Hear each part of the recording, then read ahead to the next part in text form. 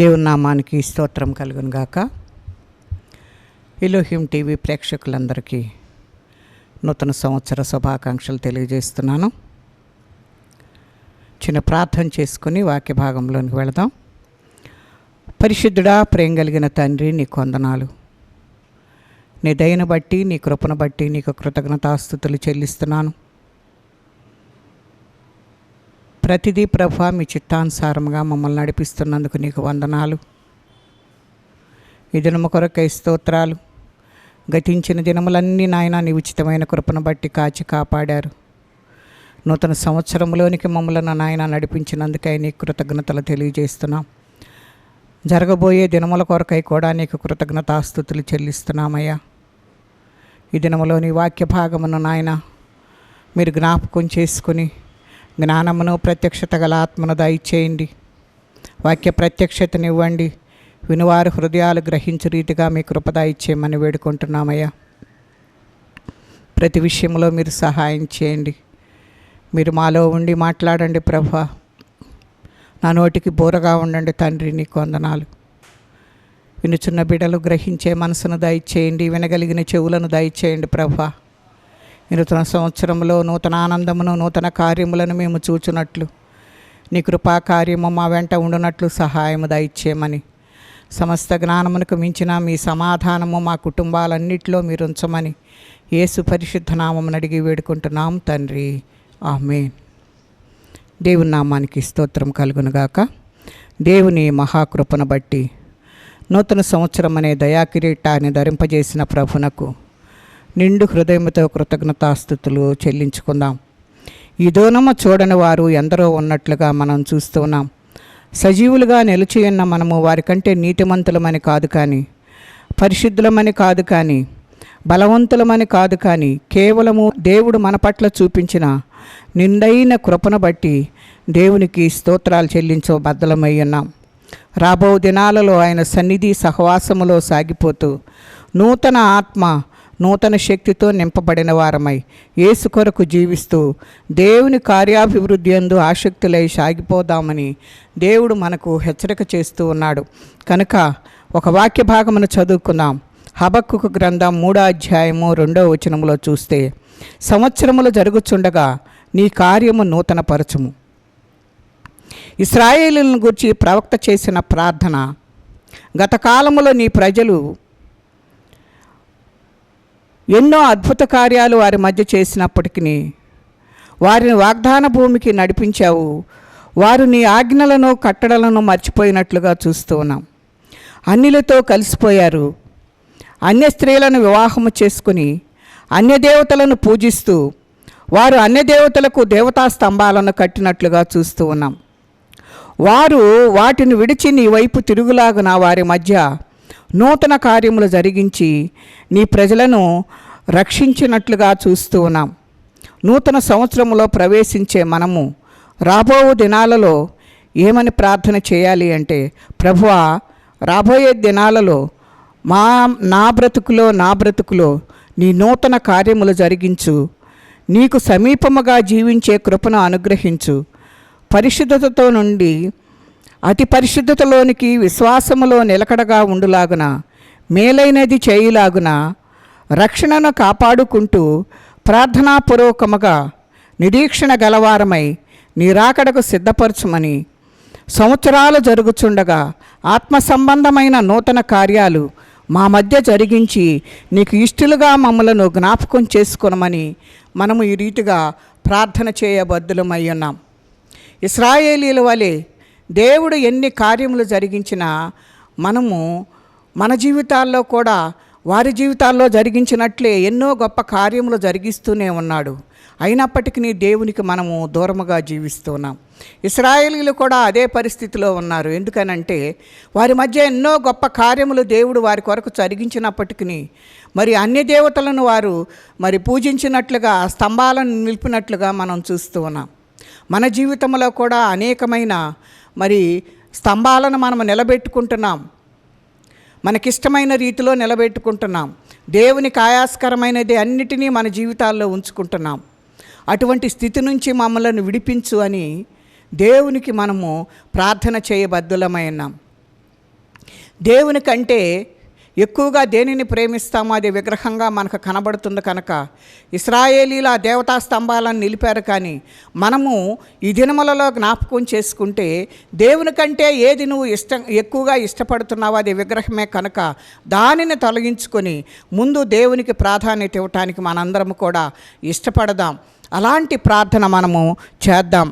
రెండవదిగా మనము జ్ఞాపకం చేసుకుంటే, ఎవడైనాను క్రీస్తునందున్న ఎడల అతడు నూతన సృష్టి, పాతవి గతించెను, సమస్తము క్రొత్తవాయనని 2 కొరింథీ పత్రిక 5వ అధ్యాయము 17వ వచనములో మనము చూస్తూ ఉన్నాం. యూదుడైనను గ్రీసు దేశస్థుడైనను అన్యుడైన విద్యావంతుడైన విద్యావిహీనుడైన పేదవాడైనా గొప్పవాడైనా క్రీస్తునందు ఉంటే అతడు నూతన సృష్టిగా మనకు నిజముగా కనిపిస్తూ ఉంటాడు. ఒకడు క్రీస్తునందు ఉంటే అతడు తిరిగి జన్మించిన వాడుగా మనకు కనపడుతూ ఉన్నాడు. తన ప్రాచీన స్వభావమును, పాత రోత అయిన జీవితాన్ని క్రీస్తుతో చిలువేయబడిన వాడుగా కనబడుతూ ఉన్నాడు. లోకమందున్నవాడు, శరీరేచ్ఛలందున్నవాడు, సాతాను నందున్నవాడు చీకటి మార్గమును విడిచి వెలుగు, సత్య మార్గమును, జీవ మార్గమును అనుసరించువాడు క్రీస్తుని వెంబడించువాడుగా మనకు కనబడుతున్నట్లుగా మనము చూస్తూ ఉన్నాం.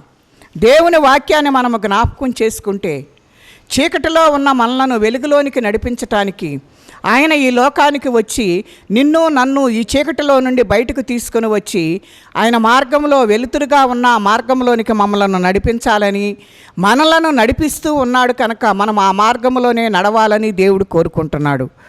వాడు వెనుకున్నవి మరిచి ముందున్న వాటి కొరకు వేగిరపడువాడుగా మనకు కనబడుతున్నాడు. ఎవరైతే నూతన సృష్టిగా చేయబడుతున్నాడో వాడు ముందున్న వాటి కొరకు వేగిరపడుతూ ఉంటాడు. వెనుక ఉన్న వాటిని గురించి ఆలోచన చేయడు. ఎందుకంటే గతించిపోయినవి అన్నిటికీ కూడా మనకు తిరిగి రావు.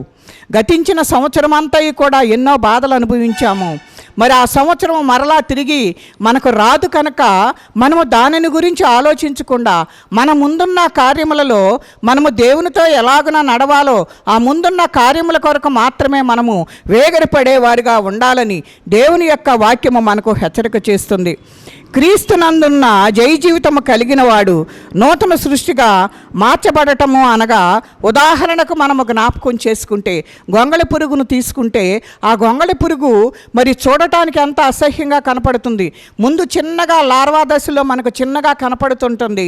అది తర్వాత గొంగళి పురుగుగా మార్చబడుతుంది. దానిని చూసి అందరూ కూడా ఎంతో అసహ్యించుకుంటూ ఉంటారు. దానికి ఎన్నో ముళ్ళులాగా ఉంటాయి. దాన్ని ఎవరు కూడాను ఇష్టపడరు. అలాంటి స్థితిలో ఉన్న ఆ గొంగళి పురుగు తన జీవితాన్ని మార్చుకున్నప్పుడు, అది కొన్ని దినాలు అక్కడుండి తన జీవితాన్ని మార్చుకున్నప్పుడు అది మంచి సీతాకోక చిలుకగా మారుతుంది. అది రంగులుగా ఎప్పుడైతే కనపడుతూ ఉంటుందో ఆ రీతిగా కనపడిన దానిని మనందరము కూడాను ఆ సీతాకోక చిలుకను ఇష్టపడిన వారు ఎవరు కూడా ఉండరు. కానీ గొంగళి పురుగుగా ఉన్నప్పుడు ఎవరు కూడా దాన్ని మరి ఇష్టపడలేదు, కానీ అసహ్యించుకుంటారు దాన్ని. ఎందుకు అని అంటే అది అంత అసహ్యకరంగా కనపడుతుంది కనుక. అలాంటి స్థితి మన పాపపు స్థితి. ఆ పాపపు స్థితిలో మనం ఉండినట్లయితే ఆ పాపం ఉన్నప్పుడు మనం అందరికీ కూడా అసహ్యంగానే కనిపిస్తూ ఉంటాం. ఆ పాపము నుండి ఎప్పుడైతే విడుదల పొందుతామో ఆ సీతాకోక చిలుకను మనం చూసి ఎంతో సంతోషముగా దాన్ని పట్టుకుని దాన్ని యొక్క మరి ఆ రంగులను చూసి మనం ఆ రంగుల కొరకు ఎలాగనో వాటి కొరకు పరిగెత్తుకుంటూ వెళుతూ ఉంటామో, మారిపోయిన మన జీవితాలను కూడా చూసి అనేకులు మార్పు చెందుటకు, ఆ రీతిగా జీవించటానికి అనేక మంది ఇష్టపడటానికి, ఏ పరిస్థితుల్లో ఉన్నవారు ఈ రీతిగా మారారు అనే దాన్ని జ్ఞాపకం చేసుకుంటారు. ఆ గొంగళి పురుగు ఏ రీతిగా మారిపోయి మంచి సీతాకోక చిలుకగా అందరికీ మరి ఆహ్లాదకరంగా ఏ రీతిగా మారిందో మన జీవితంలో కూడా మన పాత రోత బ్రతుకునంతటిని కూడాను మార్చుకుంటే, యేసయ్య గనక నీ జీవితాన్ని నూతన పరిస్తే నువ్వు అందరూ కూడా ఆ రీతిగా నిన్ను బట్టి నిన్ను చూసినప్పుడు అనేకులు నిన్ను ఆకర్షించేవారుగా కనపడుతూ ఉంటారు. కనుక మనందరము కూడా జ్ఞాపకం చేసుకోవాలి ఏంటి అని అంటే, సీతాకోక చిలుక వలె మార్పు చెందిన ముందు గొంగళి పురుగుగా మనందరము కూడా ఉన్నాం. మనందరము కూడా మన జీవితంలో పాత రాత జీవితము మన జీవితంలో ఉంది అని మనము గ్రహించుకోవాలి. అటువంటి స్థితిని మనము కలిగి ఉన్నామని గ్రహించుకుని దానిలో నుండి మనము మార్పు చెంది ఆ సీతాకోక చిలుక ఏ రీతిగా అందముగా తయారైపోయిందో దాని కొరకు అందరూ కూడా దాన్ని ముట్టుకోవాలని, దాన్ని పట్టుకోవాలని ఎంతోమంది ఆశపడుతూ దాన్ని ఏదైనా చెట్ల మీద చూసినప్పుడు మరి ఎంతగానో సంతోషిస్తూ ఉంటారు దాని రంగులను చూసి. కనుక మనము కూడాను యేసుతో కలిసి యేసుతో సహవాసము చేస్తూ యేసుతో మనము కలిగి జీవిస్తూ ఉన్నట్లయితే మన జీవితము కూడా అందరికీ కనబడుతూ ఉంది. కనుక అటువంటి స్థితిలోనికి మనం రావాలని దేవుడు కోరుకుంటున్నాడు. కనుక ఆ స్థితిలోనికి మనం వెళ్ళినట్లయితే ఆ రీతిగా మనం అందరినీ కూడాను ఆకర్షించటానికి, మరి అందరూ కూడా మనలను చూచి ఇష్టపడటానికి అవకాశం ఉంటుందని ఈ వాక్య భాగం ద్వారా మనము జ్ఞాపకం చేసుకోవచ్చు. దేవుడు మనతోటి మాట్లాడుతున్నది ఏంటి అని అంటే, నీ పాత రోత జీవితము ఎంత గొప్పదైనప్పటికీ దానిని నేను తీసివేస్తాను. నువ్వు నా యొద్దకు వస్తే దాన్ని తీసివేసి నీ రంగు రూపు మరి నీ రుచి సమస్తమును నేను మార్చివేస్తాను. నిన్ను చూసిన వారందరూ కూడా ఆశ్చర్యపడే రీతిలో నిన్ను మరి మారుస్తాను నువ్వు నా యొద్దకు గనక వస్తే. ఆ పాత జీవితాన్ని నేనన్నటికి కూడా జ్ఞాపకం చేసుకోనని దేవుడు మనతోటి మాట్లాడుతున్నట్లుగా చూస్తూ ఉన్నాం. మరి ఆ రీతిగా మనము జీవించాలని దేవుడు కోరుకుంటున్నాడు. గనక యాకోబును కూడా మనం జ్ఞాపకం చేసుకుంటే యాకోబు ఇశ్రాయేలుగా ఏ రీతిగా మార్చబడ్డాడనేది మనము జ్ఞాపకం చేసుకుంటే ఆది కాండంలోనికి మనం వచ్చినట్లయితే ఆది కాండము 32వ అధ్యాయము 24వ వచనాన్ని మనం జ్ఞాపకం చేసుకుంటే, యాకోబు ఒక్కడు మిగిలిపోయిను, ఒక నరుడు తెల్లవారు వరకు అతనితో పెనుగులాడెను. తాను అతడు గెలవకుండుట చూచి తొడగూటి మీద అతన్ని కొట్టెను. అప్పుడు అతడు ఆయనతో పెనుగులాడుట వలన యాకోబు తొడగూడు వసిలెను. ఆయన తెల్లవారుచున్నది గనక నన్ను పోనిమ్మనగా అతడు, నీవు నన్ను ఆశీర్వదించితేనే కానీ నిన్ను పోనీయనెను. ఆయన నీ పేరేమని అడుగగా అతడు యాకోబు అనెను. అప్పుడు ఆయన, నీవు దేవునితోనూ మనుషులతోనూ పోరాడి గెలిచితివి కనుక ఇక మీదట నీ పేరు ఇశ్రాయేలే కానీ యాకోబు అనబడదని. అప్పుడు యాకోబుకి నీ పేరు దయచేసి తెలుపమని అందుకైనా, నువ్వు ఎందు నిమిత్తము నా పేరు అడిగితివని చెప్పి అక్కడ అతన్ని ఆశీర్వదించెను. దేవుని నామానికి స్తోత్రం కలుగునుగాక. ఇక్కడ యాకోబును మనం జ్ఞాపకం చేసుకున్నట్లయితే, యాకోబు ఎన్నో విషయాలలో కుటుంబ పరిస్థితులలో ఎలాగన జీవించినప్పటికీ కూడాను దేవుణ్ణి అడుగుతున్నాడు ఏమనంటే, నీవు నన్ను ఆశీర్వదించితేనే కానీ నేను నిన్ను విడిచిపెట్టను అని అంటున్నాడు. అయినా సరే తన భార్య బిడ్డలను, తనకున్న సంపదను అంతటినీ కూడాను ఆ రేవు దాటించి అతను అక్కడే అక్కడ మిగిలిపోయినట్లుగా మనం చూస్తూ ఉన్నాం. మన జీవితాలలో కూడా మనం జ్ఞాపకం చేసుకుంటే మనము ఒంటరిగా ఉండి దేవుని సన్నిధిలో పోరాడేవారిగా మనం కనపడాలి. ఒక్కడే మిగిలిపోయాను, ఒక నరుడు తెల్లవారు వరకు అతనితో పెనుగులాడినట్లుగా చూస్తూ ఉన్నాం. యాకోబుగా జీవించినంత కాలము కూడాను ఎన్నో విషయాల్లో ఆయన జీవితంలో ఎన్నో ఇబ్బందులు కలిగినప్పటికీ కూడా దేవుడు అతన్ని విడిచిపెట్టలేదు. దేవుడు అతనికి తోడుగా ఉన్నాడు. అందుకనే అందరినీ పంపించి వేసి అన్నను ఎదుర్కొనే ధైర్యం చాలక దేవునితో పోరాడుతున్నాడు. ఏమనంటే, నువ్వు నన్ను ఆశీర్వదించితేనే కానీ నేను నిన్ను విడిచిపెట్టను అని చెప్పేసి అంటున్నాడు. తాను అతన్ని గెలవకుండుట చూచి తొడగూటి మీద అతన్ని కొట్టెను. అప్పుడు అతడు ఆయనతో పెనుగులు రావటం వలన యాకోబు తొడగూడు వసిలినట్లుగా చూస్తూ ఉన్నాం. ఎప్పుడైతే అలాగున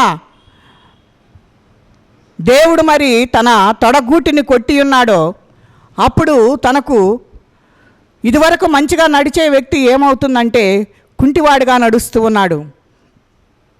అంతకుముందు నడిచిన నడత అంతయు కూడాను ఆ నడక మారిపోయింది. కుంటి నడక వచ్చినట్లుగా మనం చూస్తూ ఉన్నాం. ఇంతకుముందు నడిచిన నడక కాదు కానీ ఇప్పుడు నడిచే నడక వేరుగా కనపడుతున్నట్లుగా ఉంది. మన జీవితాల్లో కూడా ఇంతకుముందు మన జీవితాల్లో ఏ నడత నడిచినప్పటికీ ఇప్పుడు ఈ నూతన సంవత్సరంలో ఒక నూతనమైన నడకను మనము నేర్చుకున్న వారమై ఉన్నాం. ఎప్పుడైతే ఆ రీతిగా ఆయన తెల్లవారుచున్నది కనుక నన్ను పోనిమ్మనగా అతడు, నీవు నన్ను ఆశీర్వదించితేనే కానీ నేను నిన్ను పోనీయనెను. ఆయన నీ పేరేమని అడుగుగా అతడు యాకోబు అని మరి జ్ఞాపకం చేశాడు. యాకోబు అంటే దాని అర్థం మోసగాడని. మోసగాడంటే మోసగాడని కాదు, కానీ దేవుడు నాకు ఇచ్చేది కావాలని కోరుకున్న వ్యక్తిగా మనకు కనబడుతున్నాం. ఆయన ఇంతకాలము జీవించినంతకాలము కూడాను ఎంతో ఆశీర్వాదకరంగా ఉన్నాడు. కానీ మరి ఇంకా ఏం కావాలని, మరి దేవుని యొద్ద నాకు నువ్వు ఆశీర్వదిస్తే కానీ నేను నిన్ను విడిచిపెట్టనని మరి రాత్రంతా కూడా పెనుగులాడినట్లుగా మనం చూస్తూ ఉన్నాం. దేని కొరకు పెనుగులాడాడు అంటే ఆశీర్వాదం కొరకు పెనుగులాడినట్లుగా మనం చూస్తూ ఉన్నాం. ఎంత సంపాదించినా ఈ లోకంలో మనము, ఎంత ఆశీర్వదించబడినా ఈ లోకంలో అన్నీ మనం విడిచిపెట్టి వెళ్ళిపోవాల్సిందే. కానీ దేవుని యొద్ద నుండి వచ్చే ఆశీర్వాదము కొరకు ఆయన ఎదురు చూస్తూ ఉన్నాడు. దేవుడిచ్చే ఆశీర్వాదము వేరుగా ఉంటుంది, ఈ లోక సంబంధమైనది వేరుగా ఉంటుంది, పరసంబంధమైనది వేరుగా ఉంటుంది. కనుక ఆ పరసంబంధమైన ఆశీర్వాదము కొరకు ఆయన ఏం చేస్తున్నాడు అని అంటే దేవునితో రాత్రంతా కూడా పెనుగులాడుతున్నట్లుగా మనము చూస్తూ ఉన్నాం. నువ్వు ఆశీర్వదించితే కానీ నేను నిన్ను విడిచిపెట్టనని అంత గట్టిగా పట్టుదల కలిగి మగసిరి గలవాడే ఆయన ప్రార్థించినట్లుగా మనం చూస్తూ ఉన్నాం. ఈ నూతన సంవత్సరంలో మనము మగసిరి కలిగిన ప్రార్థన మనకు కావలసి ఉన్నది. మగసిరి గలవారిగా యాకోబు వలె మోసగాడనే పేరు ఆయనకు పెట్టబడి ఉన్నది, దానిని మార్పు చేసుకోవటానికి ఎంతగానో ఆయన రాత్రంతా కూడా దేవుని సన్నిధిలో పెనుగులాడినట్లుగా చూస్తూ ఉన్నాం. మన జీవితంలో కూడా ఆ స్థితిని కలిగి ఉండాలని దేవుడు కోరుకుంటున్నాడు. అప్పుడు దేవుడు అంటున్నాడు కదా, నీ పేరే మనకు అతడు యాకోబు అని చెప్పాను. అప్పుడు ఆయన, నీవు దేవునితోనో మనుషులతోనో పోరాడి గెలిచితివి కనుక ఇక మీదట నీ పేరు ఇశ్రాయేలే అని చెప్పేసి దేవుడు మాట్లాడుతూ ఉన్నాడు. ముఖాముఖిగా యాకోబు దేవునితో మాట్లాడుతూ ఉన్నాడు. తను ఏదైతే యాకోబుగా పేరుగా ఉన్నప్పుడు, తన మామ దగ్గర ఉన్నప్పుడు ఎలాంటి పరిస్థితులు వచ్చినా దేవుడు అక్కడ ఆశీర్వదించాడు. కానీ ఆ ఆశీర్వాదాన్ని ఆయన ఇష్టపడకుండా దేవుడిచ్చేది కావాలి నాకు అనుకున్నాడు. ఇక్కడ దేవునితోనూ మనుషులతోనూ గెలిచావన్నాడు. అక్కడ తన మామ ఇంట్లో ఉన్నప్పుడు అక్కడ మనుషులతో గెలిచాడు, తన అన్నతోటి గెలిచాడు, దేవునితో కూడా గెలిచినట్లుగా చూస్తూ ఉన్నాం. అందుకని ఆయనకు ఇశ్రాయేలు అని పేరు పెట్టినట్లుగా మనం చూస్తూ ఉన్నాం. ఇశ్రాయేలు ఇక్కడ నుండే మరి దేవుడు యేసుక్రీస్తు వారు, వీరిలో నుండే యేసుక్రీస్తు వారు వచ్చినట్లుగా మనము చూస్తూ ఉన్నాం. యాకోబు అనబడదని చెప్పినప్పుడు యాకోబు నీ పేరు దయచేసి తెలుపమన్నాను. అందుకు ఆయన, నీవు ఎందు నిమిత్తం నా పేరు అడిగితివనను అక్కడ అతన్ని ఆశీర్వదించినట్లుగా మనం చూస్తూ ఉన్నాం. అలాగున ఆయన పేరును అడిగినప్పుడు, ఎందుకు నన్ను ఇట్లా అడుగుతున్నావు, నేను నిన్ను ఆశీర్వదిస్తున్నానని చెప్పేసి యాకోబును ఆశీర్వదించినట్లుగా మనం చూస్తూ ఉన్నాం. మన జీవితంలో మన నడక మారాలి, మన పరిస్థితులు మారాలి, మన స్థితిగతులు మారాలి. దేవునితో సహవాసం ఏ రీతిగా చేస్తున్నామో, ఇంతకుముందు ఏ రీతిగా ఉన్నామో అలాగ కాకుండా యాకోబు వలె దేవుని సన్నిధిలో పెనుగులాడేవారిగా ఉండాలని దేవుని యొక్క వాక్యము మనకు హెచ్చరిక చేస్తుంది.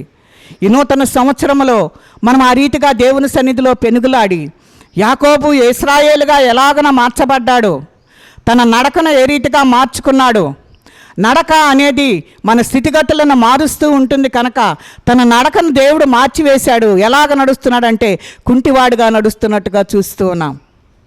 అంతకుముందు నడిచిన నడత కాదు, కానీ కుంటివాడుగా ఉన్నప్పుడు తను ఆశీర్వదించబడినట్లుగా చూస్తూ ఉన్నాం.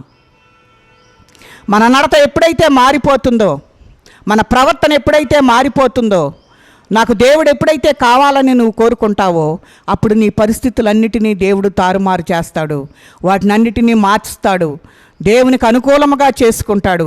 ఇశ్రాయేలుగా యాకోబును మార్చిన దేవుడు నిన్ను నన్ను కూడా మార్చటానికి ఇష్టపడుతున్నాడు కనుక నీవు నేను కూడా దేవుని సన్నిధిలో పెనుగులాడే వారిగా ఉండాలి అని చెప్పేసి దేవుని యొక్క వాక్యము మనకు హెచ్చరిక చేస్తుంది. కనుక మనం అట్టి స్థితిని కలిగి ఉండాలని దేవుడు మనల్ని హెచ్చరిక చేస్తూ ఉన్నాడు. రెండవదిగా మనము జ్ఞాపకం చేసుకుంటే యాకోబు ఇశ్రాయేలుగా మార్చబడ్డాడు. సమరైన స్త్రీని మనము జ్ఞాపకం చేసుకుంటే యోహాను సువార్త 7వ అధ్యాయం 38వ వచనంలో మనం జ్ఞాపకం చేసుకుంటే అక్కడ సమరయ స్త్రీతో అడుగుతున్నాడు కదా, నువ్వు నాకు దాహంకిమ్మని అడుగుతూ ఉన్నాడు. ఎందుకు ఆమెను దాహంకిమ్మని అడుగుతూ ఉన్నాడంటే యేసయ్య పాపులను గురించి దప్పిగొంటూ ఉన్నట్లుగా మనం చూస్తూ ఉన్నాం. ఆ రక్తస్రావం గల స్త్రీని మార్చటానికి ఆయన ఆ యాకోబు బావి యొద్దకు వచ్చినట్లుగా మనం చూస్తూ ఉన్నాం. ఆమె అంతకుముందు తన జీవితం ఎలా ఉండినప్పటికీ కూడాను యేసయ్యను చూచినప్పుడు తన జీవితం అంతటినీ మార్చుకుంది. అలా మార్చుకోవటమే కాకుండా తను చేసింది ఏంటి అని అంటే, నేను మెస్సయ్యను చూచాను, నా జీవితాన్ని గురించి నాతో చెప్పిన వాడిని నేను చూచాను, ఆ విషయాలన్నీ చెప్పిన ఆయనను మీరు కూడా చూస్తారు రండి అని మరి తను ఉన్న గ్రామం అనంతటిలోనికి వెళ్ళి తను ఏం చేసింది అని అంటే అందరినీ పిలుచుకుని వచ్చింది. ఆయనను చూచినప్పుడు ఆయన మెస్సయ్యగా ఆమె అంగీకరించింది. ఈయనే మెస్సయ్యగా మనకు కనబడుతున్నాడని ఆమె అంగీకరించింది. ఈయనే మెస్సయ్య అని గుర్తుపట్టింది. అప్పుడేం చేసిందంటే తన పాపమునంతటినీ కూడాను ఆ కుండ అక్కడ వదిలిపెట్టింది. ఆ పాపం అనే కుండను అక్కడ విడిచిపెట్టి తన గ్రామంలోనికి వెళ్ళి అనేకులకు ఆ వార్తను చెప్పింది. ఆయన సువార్తను అనేకులకు చెప్పినట్లుగా చూస్తూ ఉన్నాం. నేను మెస్సయ్యను చూశాను, నా జీవితం అంతటిని గురించి చెప్పాడు, ఆయనను మీరందరూ కూడా చూస్తారు రండి ఆయనని సువార్తను ప్రకటించి అనేకులను ఆయన యొద్దకు తీసుకుని వచ్చినట్లుగా మనం చూస్తూ ఉన్నాం. తన పాత జీవితం అంతటిని అక్కడ వదిలేసింది ఆయన పాదాల దగ్గర. ఎందుకు అలాగన జరిగింది అని అంటే ఆమె మెస్సయ్యను గుర్తుపట్టింది, ఆయన మెస్సయ్యని స్వీకరించినట్లుగా మనం చూస్తూ ఉన్నాం. ఆ పరిస్థితులన్నిటినీ కూడా గమనించిన యేసయ్య ఆమెకు విడుదలనిచ్చినట్లుగా మనం చూస్తూ ఉన్నాం. నువ్వు ఎన్నటికీ కూడా దప్పిక కొనకుండానట్లు ఆ దాహమును నాకిమ్మని చెప్పేసి ఆమె అడుగుతూ ఉంది. ఆ దాహము తీరటానికి యేసయ్య ఆమెను రక్షించాడు. ఆ పరిస్థితులన్నిటినీ ఆమె దగ్గర నుంచి ఆమెకు ఏమైతే ఉన్నాయో వాటన్నిటిని కూడా సరిచేసినట్లుగా మనము చూస్తూ ఉన్నాం. ఆ సరిచేసిన విధానములో అనేకులకు దేవుని యొక్క సువార్త ప్రకటించినట్లుగా మనం చూస్తూ ఉన్నాం. మరి నీవు నేను మరి ఆ సమరయ స్త్రీలాగా ఆయనను గురించి సువార్త చెప్పుచూ ఉన్నామా? ఆయనను గురించి అనేకులకు మనము మరి బోధిస్తూ ఉన్నామా? ఆయనను నేను కనుగొన్నాను, మీరు కూడా ఆయనను చూడటానికి రమ్మనమని ఎవరినైనా మనం ఆహ్వానిస్తూ ఉన్నామా? ఇదంతయు కూడాను మరి గతించిన సంవత్సరములు ఏ రీతిగా ఉండినప్పటికీ కూడా మరి ఈ నూతన సంవత్సరంలో మనం చేయవలసిన కార్యములు ఏంటి అని అంటే యేసుని గురించి ప్రకటించేవారిగా ఉండాలి, యేసుని గురించి అనేకులకు వివరించేవారిగా ఉండాలి. నాతో చెప్పినవాడు మీతో కూడా మాట్లాడతాడు రండి అని అనేకులను ప్రోత్సహించేవారిగా కనపడాలని మరి సమరయ స్త్రీ ద్వారా దేవుడు మనతోటి మాట్లాడుతూ ఉన్నాడు. మూడవదిగా మనము చూస్తే జక్కయ్యను మరి తన ఇంటను చేర్చుకున్నాడు కనుక ఆయన గురించి కూడా మనం ఒకసారి జ్ఞాపకం చేసుకుందాం. లూకా సువార్త 19వ అధ్యాయము 1వ వచనము నుండి మనము జ్ఞాపకం చేసుకుంటే, ఆయన సంచరించుచు యెరికో పట్టణంలో ప్రవేశించి దాని గుండా పోవుచుండెను. ఇదిగో సుంకపు గుత్తదారుడును ధనవంతుడైన జక్కయ్య అని పేరు గల ఒకడు యేసు ఎవరో అని చూడగోరెను, కానీ పొట్టివాడైనందున జనులు గుంపు కూడి ఉండటం వలన చూడలేకపోయాను. అప్పుడు యేసు ఆ త్రోవను రానయ్యుండెను గనక అతడు ముందుగా పరిగెత్తి ఆయనను చూచుటకు ఒక మేడి చెట్టెక్కెను. యేసు ఆ చోటికి వచ్చినప్పుడు కన్నులెత్తి చూచి, జక్కయ్య త్వరగా దిగుము, నేడు నేను నీ ఇంట ఉండవలసినదని అతనితో చెప్పగా అతడు త్వరగా దిగి సంతోషముతో ఆయనను చేర్చుకొనెను. దేవుని నామానికి స్తోత్రం కలుగునుగాక. జక్కయ్యను కూడా మనం జ్ఞాపకం చేసుకుంటే తన జీవితం అంతకుముందు ప్రజలను దోచుకునే పరిస్థితిలో ఉన్నాడు, ప్రజలను కష్టపెట్టే పరిస్థితుల్లో ఉన్నాడు. ఎప్పుడైతే యేసయ్యను చూడాలని తన హృదయంలో అనుకున్నాడో తను ఒక మేడి చెట్టెక్కి పొట్టివాడైనందున కనిపించడని ఆ చెట్టు మీద నుండి యేసయ్యను చూచాడు. యేసయ్యను చూచినప్పుడు తన బ్రతుకు మార్చుకున్నాడు. తన బ్రతుకును మార్చుకుని ఎవరి యొద్దనైనా నేను అత్యధికముగా తీసుకున్న దానికి 1 తీసుకుంటే 4 రెట్లు ఇస్తానని తన మనస్సును మార్చుకున్నాడు. అంతకుముందు 1 తీసుకోవాల్సిన దానికి 4 తీసుకునేవాడు. ఇప్పుడైతే ఒకటి తీసుకున్న దగ్గర 4 ఇస్తానని ఆయన వాగ్దానం చేస్తూ ఉన్నాడు. తన మనస్సును మార్చుకున్నాడు. యేసుని ఇంటిలోనికి మరి తీసుకొచ్చుకున్నాడు. నేడు నేను నీ ఇంట ఉండవలసి ఉన్నప్పుడు ఆయన వెంటనే చెట్టు దిగి తన గృహంలోనికి ఆయన చేర్చుకున్నాడు. ఆ గృహంలోనికి చేర్చుకోవటమే కాదు, కానీ తన హృదయంలోనికి కూడా యేసయ్యను స్వీకరించినట్లుగా చూస్తూ ఉన్నాం. తన జీవితం మారిపోయినట్లుగా చూస్తూ ఉన్నాం. అదే నూతన సృష్టి అంటే. అంతకుముందు తన జీవితం ఎంతో దౌర్భాగ్యంగా ఉంది. అందరి చేత హేళన చేయబడుతూ ఉన్నాడు. అందరూ తిట్టుకుంటూ ఉన్నారు. అయినప్పటికీ కూడాను తను ఆ మనస్సును మార్చుకోలేదు. కానీ యేసయ్యను ఎప్పుడైతే చూశాడో ఆ చూసిన వెంటనే తన జీవితాన్ని మార్చుకుని యేసును తన ఇంట చేర్చుకొని ఏదైతే ఇవ్వాలి, ఎవరి దగ్గర ఎక్కువ తీసుకున్నానో అవన్నిటినీ కూడాను 4 అంతలు చెల్లించి మరి తన యొక్క మనస్సు మార్చుకున్న విధానాన్ని అనేకులకు తెలియచేశాడు. అదే నూతనమైన క్రియ. కనుక ఈ నూతన సంవత్సరంలో జరిగించే ఆ నూతన క్రియ ఏంటి అని అంటే నీ జీవితంలో నా జీవితంలో మార్పు కలగటమే. కనుక అందుకే అంటున్నాడు కదా, నశించిన దానిని వెదకి రక్షించుటకు మనిషి కుమారుడు ఈ లోకమునకు వచ్చినని. ఎప్పుడైతే మనిషి కుమారుడైన ఆ యేసును జక్కయ్య చూశాడో ఆ చూసిన వెంటనే మరి అతని మనస్సును మార్చుకొని తను ఏమైతే మరి వేరువేరుగా తన జీవితంలోనికి సంపాదించుకున్నాడో వాటన్నిటినీ కూడాను పేదలకు పంచాడు. ఇవ్వవలసిన దానికి 1కి 4గా ఇచ్చినట్లుగా మనం చూస్తూ ఉన్నాం. దేవుడు చూచినప్పుడు దేవుణ్ణి నీ హృదయంలోనికి మరి ఎప్పుడైతే నువ్వు ఆహ్వానిస్తావో అటువంటి నూతనమైన కార్యములు మన జీవితాలతో జరుగుతాయి. కనుక ఈ నూతన సంవత్సరంలో అలాంటి నూతనమైన క్రియలు మన జీవితాల్లో జరగాలని కోరుకుందాం. అట్టి కృప పరిశుద్ధాత్మ దేవుడు మనకు తోడయుండి నడిపించునుగాక. దేవుడి కొద్ది మాటలు మన వినికిడిలో దీవించి ఆశీర్వదించునుగాక. చిన్న ప్రార్థన చేసుకుందాం.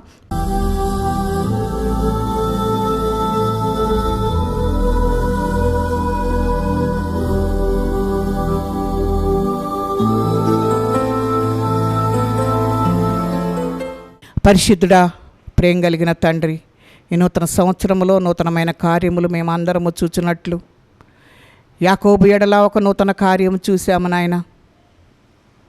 సమరయ స్త్రీ ద్వారా ఒక నూతన కార్యం చూసాం.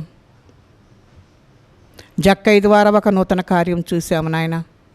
మా జీవితాల్లో మేము కూడా అలాగ నాయన మీకు సమర్పించుకొని మా జీవితాల్లో ఒక నూతనమైన ఆనందము, నూతనమైన సంతోషము, మా జీవితాల్లో మార్పు, నిన్ను చూచి నాయన మేము రక్షించబడినట్లు సహాయం చేసి ఆ నూతన క్రియలు మా జీవితాల్లో మా కుటుంబాల్లో జరిగినట్లు సహాయం దయచేయమని యేసు పరిశుద్ధ నామమున అడిగి వేడుకుంటున్నాం తండ్రి.